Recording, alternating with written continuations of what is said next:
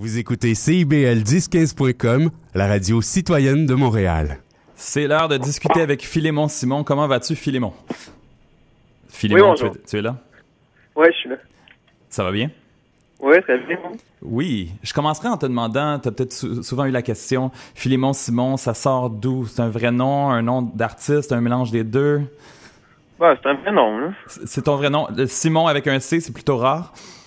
Ouais, mais ça vient de Charlevoix, ça, ce nom-là, principalement. En tout cas, j'imagine qu'il y en a d'autres, là, mais c'est vrai qu'il n'y en a pas énormément. Puis tu as enregistré ton premier album, Les Sessions cubaines, en 2 jours à Cuba en 2010. Ça fait 5 ans déjà. Quand même assez original comme concept pour un premier album.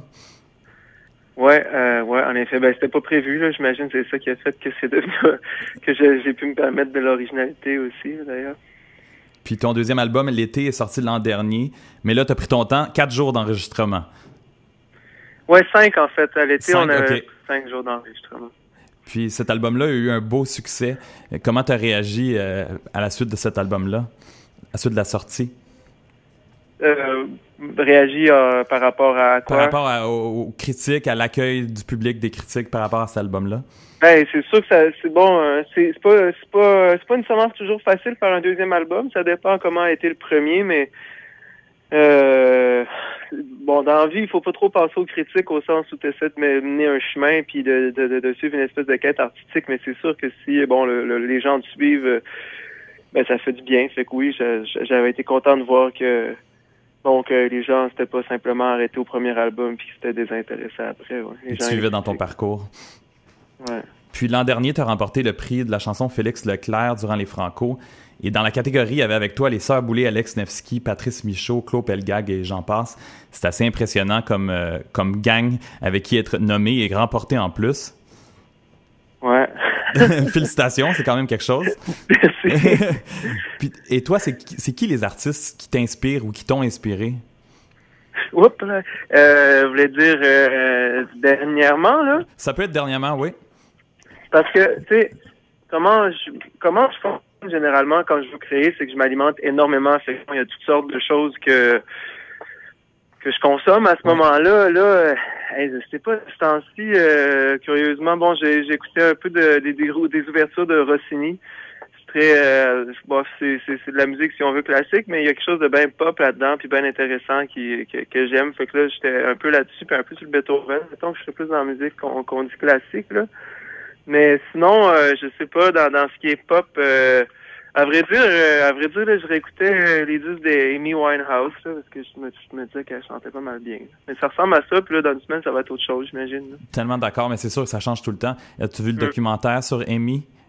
Ben, c'est ça, j'arrive de France, puis dans l'avion, mais j'ai écouté le documentaire sur Amy, puis ça m'a rappelé que c'était vraiment une bonne chanteuse, ça m'a donné le goût d'écouter ses albums-là. Ça a eu tellement le même effet sur moi, je te comprends totalement. Et est-ce que ton univers musical il est assez vaste? Est-ce qu'il y a une façon de le décrire selon toi? C'est toujours difficile des fois de mettre des étiquettes. Disons que, tu sais, j'aime bien l'idée que l'artiste soit en une forme de vérité, non? Oui. Puis c'est ça que j'essaye de faire.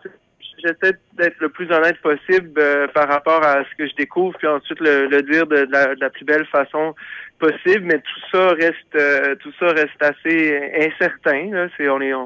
On fait des pas, mais on fait des pas dans le noir quand on est après cette chose-là. Donc, j'imagine que c'est un peu de même que je décrirais ce que je fais. Puis des fois, ben, je tombe sur des belles choses. D'autres fois, ça va être autre chose, j'imagine. Là, je saurais pas comment le décrire, mais j'aime ce côté-là. J'aime faire une musique qui est un peu à l'image de la vie, c'est-à-dire quelque chose qui est pas lisse nécessairement, non, en constante évolution. Qui est plus vrai, là. Puis le mois dernier, après moins de 2 ans après ton deuxième album, tu as lancé ton troisième album, Les Femmes comme des montagnes. Le titre sort d'où c'est venu cette inspiration de titre? Ben si je remonte là, c'est ce qui a été un peu le point de départ de cet album-là, c'était ma lecture de Don Quichotte de Cervantes. Puis il y avait un passage que j'aimais bien gros dans le chapitre 25 qui parlait de Don Quichotte qui était sur le bord d'une montagne puis qui voulait faire pénitence, en tout cas l'honneur de sa dulcinée, puis toute cette histoire-là, puis il se mettait à décrire la montagne, puis à à faire des invocations, puis tout ça. Puis je trouvais ça amusant parce que j'avais comme l'impression que la montagne représentait, devenait un symbole de sa dulcinée, tu sais, elle devenait l'incarnation de la femme idéale qui arrivait pas à atteindre. Puis en même temps, cette femme-là idéale, c'est une construction que lui-même a faite. Il est comme conscient que c'est une construction. On est dans différents degrés de compréhension. Puis c'est amusant que de voir que le gars, il est toujours entre la folie puis la lucidité. On sait jamais trop jusqu'à quel point il est d'un bord ou de l'autre. En tout cas, ça pour dire que tout ce passage-là m'intéressait beaucoup. Puis je trouvais que la montagne devenait une représentation de la femme. Puis ça, ensemble, devenait peut-être une représentation même de la quête artistique, entre autres. Okay. Donc, je me suis mis à écrire une chanson là-dessus qui est sur l'album, qui est Ces montagnes. Puis la première pièce, la première ligne, ça fait une femme comme une montagne. Puis bon, en fait... je voulais, en tout cas, c'est une longue histoire, là, mais à partir de, je me suis dit, pourquoi pas les femmes comme les montagnes, là, ça vient de ça, en fait. Et là, tu reviens d'une série de spectacles en France. Est-ce que c'était la première fois que tu jouais là-bas? J'ai souvent joué, disons, en France, mais grâce au prix Félix Leclerc et à d'autres affaires aussi, mais j'étais allé cet été d'une façon peut-être plus officielle, au sens où là, bon, il y a des gens qui travaillent avec moi là-bas, qui travaillent sur le terrain là-bas, donc il y a quelque chose de... C'est pas juste aller prendre des vacances puis jouer quelques tunes par-ci par-là, là, tu sais, c'est plus sérieux, ouais. C'est un peu plus sérieux, ce qui est agréable d'ailleurs. J'avais fait entre autres la première partie à Robert Charlebois au Francophonie de La Rochelle. Ça, c'était super. J'avais fait d'autres trucs. Donc cet été, j'avais fait ça. Là, j'arrive hier, je retourne en décembre. Quand même. Ouais, c'est le fun, là. Ça fait voyager en tout cas. Et puis toi, justement, tu es quelqu'un qui a voyagé beaucoup. C'est quelque chose qui évidemment qui a affecté et qui a changé la façon dont tu t'inspires pour ta musique, j'imagine? Beaucoup, ouais, évidemment. En fait, il y a bien des choses évidemment qui nous inspirent ou qui peuvent changer notre façon de voir les choses, mais dans mon cas, les voyages ont été marquants. Peut-être entre autres parce que j'en ai fait quelques-uns d'un peu disons traumatisants, mais traumatisants plus dans le sens où ça crée un genre de choc, là. Pas nécessairement que c'est mauvais, mais quand j'étais jeune, tu sais, comme j'étais allé au Nicaragua quand j'avais 16 ans, mais surtout après ça, j'étais allé en Inde 1 an quand j'avais 17, puis après ça, j'étais allé en Haïti quand l'année d'après, 3 mois, faire des trucs là-bas. Bref, c'est beaucoup des choses qui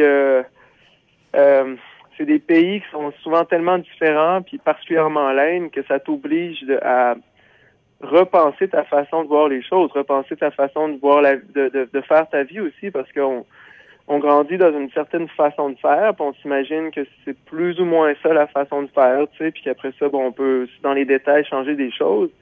Mais ensuite, tu te rends compte qu'il y a des gens qui vivent en fonctionnant sur un schéma complètement différent, là, pas juste les détails là, de la racine au bout. Fait que j'imagine que quand tu as 17 ans, justement, de voir ça, en tout cas, ça te permet de reconstruire un peu ton système de valeurs, repenser ta façon de voir les choses, surtout. Puis bon, c'est pas une mauvaise chose pour la création, ça, je pense.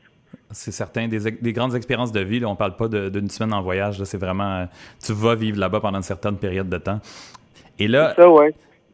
Là, dans quelques jours, en fait, pour la deuxième fois, le 30 octobre, tu vas donner un spectacle au cinéma 3X L'Amour. Pourquoi le choix de cet endroit si particulier? Et là, tu le refais une deuxième fois. C'est amusant parce que je dirais que ça vient pas nécessairement de moi, tout ça. Ça vient, en fait, de Frédéric Lambert, qui fait partie du Quatuor Molinari. Parce qu'en fait, c'est un show qu'on fait avec le Quatuor Molinari. On est 8 sur la scène, mes musiciens, en tout cas une partie de mes musiciens habituels, plus un quatuor à cordes. Puis c'est Frédéric Lambert qui a eu cette idée-là, qui s'est dit qu'on devrait aller faire ça là-bas parce qu'il trouvait que, j'imagine, qu'il y avait beaucoup de références charnelles dans mes pièces, mais qu'en même temps, il y avait quelque chose de très romantique. Puis il se disait qu'il avait envie de mettre ça de l'avant, puis de le faire aussi d'une façon, si on veut, d'aller chercher le côté charnel peut-être du cinéma à l'amour, mais avec une part dans un clash, tu sais, qui est très romantique, si on veut, là, le lait à côté du beau, si on veut, mais en tout cas, au sens où le cinéma à l'amour, c'est pas nécessairement un endroit où règne l'amour, tu sais. Non, c'est pas la place la plus glam, c'est certain. Le service que tu reçois là-bas. Fait que je pense que ça l'avait, il trouvait ça amusant, puis il me l'a proposé, puis j'ai dit, OK, let's go, puis là, une fois qu'on l'a fait, ça avait bien marché, puis là, Durham, ça leur tentait de le refaire, fait qu'on va le refaire, sauf que cette fois-ci, on va faire des pièces du nouvel album aussi. on a retravaillé le spectacle au fond. Là, ça sera pas la même chose les 2 fois. Là. Puis là, ta chanson Vieille Blonde elle entre au palmarès franco de CIBL cette semaine en 22e position. Bravo. Ah ouais, je savais pas. Et oui. Fait qu'on va l'écouter dans quelques minutes, mais juste avant, on va écouter ta chanson Je t'ai jeté un sort que j'adore. Et tu as un vidéoclip qui a été filmé pour ça il n'y a pas si longtemps. Un vidéoclip très chalet, nature. Toi, est-ce que tu as un côté très chalet, nature, bois? Oui, tout à fait. En fait, ces images-là, c'est pas mal. C'est dans Charlevoix, comme je parlais au début de l'entrevue. C'est un coin que j'ai passé énormément de temps là-bas. La plupart de mes étés, quand j'étais jeune, je me sens bien. Là, je me sens chez moi quand je suis là-bas. Là. C'est quoi? J'ai un côté bois. Super. Ben, merci beaucoup d'avoir pris quelques minutes pour jaser à 100% Franco. Et je rappelle aux gens qu'on peut te voir le 30 octobre au cinéma L'Amour et que ton album Les Femmes comme des montagnes est disponible partout. Ouais, merci à vous. Merci, bonne journée. Au revoir. Ma belle Fata, je t'ai attendu longtemps.